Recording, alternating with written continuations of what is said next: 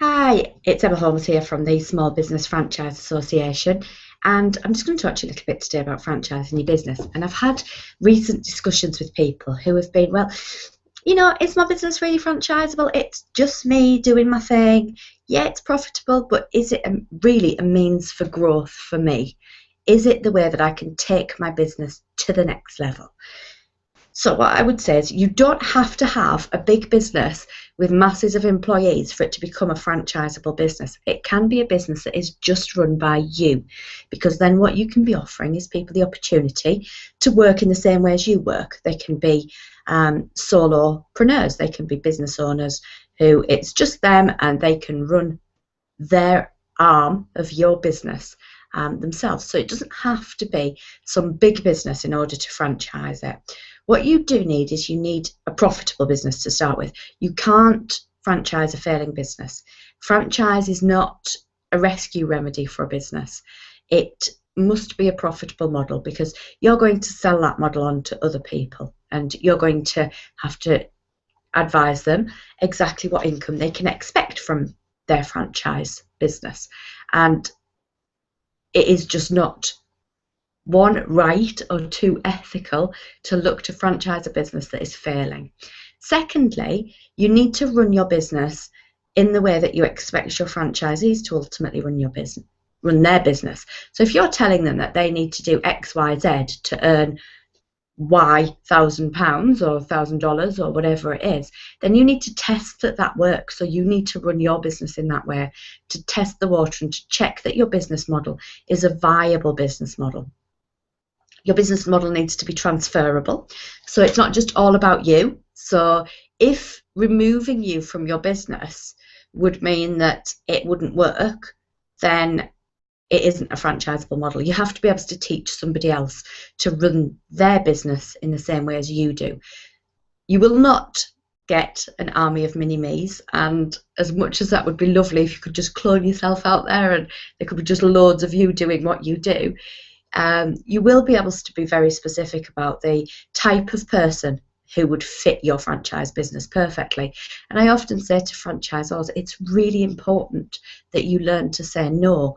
And it can be really tempting at the beginning that anybody who rocks up who wants to buy a franchise, you're like, yay, come on in, join the family, join the franchise family, it's fine.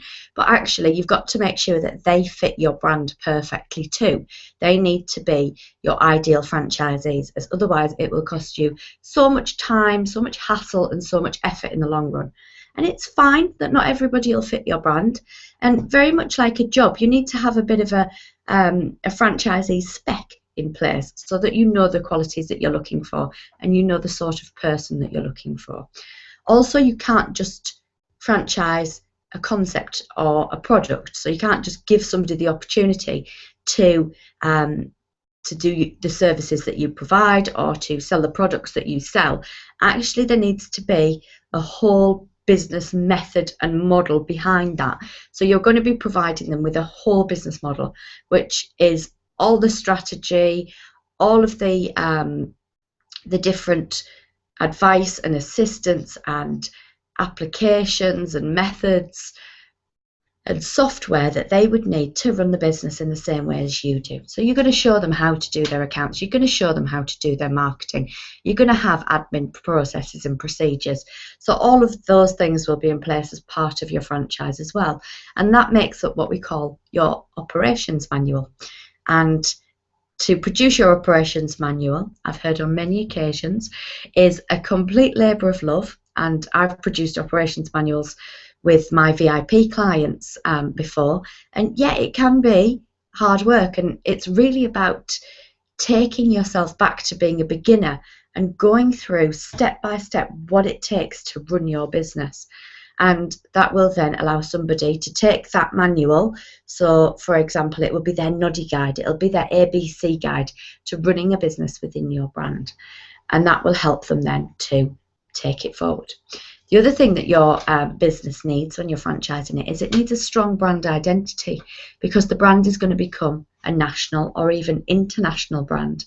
So you need to make sure that your branding's right and that you have a really strong brand and that you don't allow your franchisees to come in and dilute that brand. You don't allow them to mess about with it and go off and make their own posters and things, because every time a franchisee changes something slightly, whether it's the font or whether it's a slight change in the colour, that dilutes your brand slightly. So you need to make sure you've got a really strong brand, and if at all possible, legally protect that brand.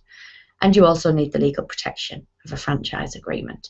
And if you want to find out more about whether or not you and your business are suitable to franchising, head on over to www.smallbusinessfranchiseassociation.com and check out our live classes. We've got a number of classes that will help you to go through and work out whether or not franchising is the most suitable thing for your business. Bye for now.